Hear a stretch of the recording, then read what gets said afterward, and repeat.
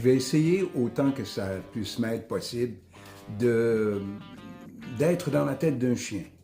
Et je vais essayer de le faire avec des mots, évidemment, le chien n'a pas ces mots-là, mais je vais tout de même essayer avec des mots, c'est pas possible autrement. Et je vais le faire pour exprimer un peu cette idée du chien agressif ou cette idée du chien dominant. Alors, 1, 2, 3, c'est parti.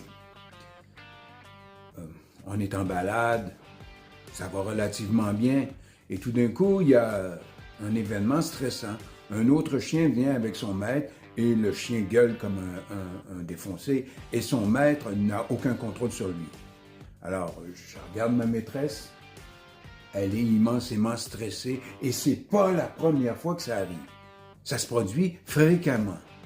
Alors, si elle n'est pas en charge de la situation, il va bien falloir que je m'en occupe.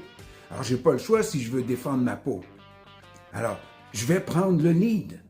Alors, je vais, moi, à mon tour, me mettre à japper. Je vais, moi, à mon tour, montrer à l'autre à quel point je peux le faire fuir, à quel point je peux avoir le dessus sur lui. Alors, ma maîtresse est tout aussi stressée encore. Elle gueule, elle aussi. Elle gueule, elle jappe. Alors, on ne va pas s'en sortir. Alors, mon seul espoir, c'est vraiment de faire fuir l'autre.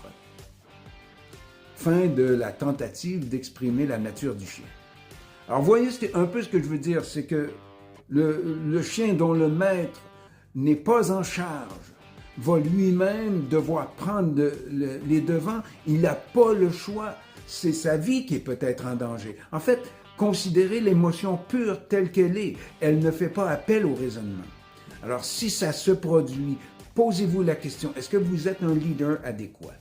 Alors, on revient constamment sur l'idée du leader, parce que c'est ce qui va faire à la base qu'un chien soit équilibré ou non. Bon, évidemment, il y a des variables importantes qui vont influencer cet équilibre en question.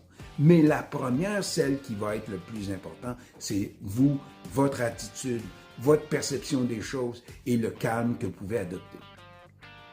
Il me reste qu'à vous souhaiter une bonne journée et vous rappeler que je vous aime. Au revoir.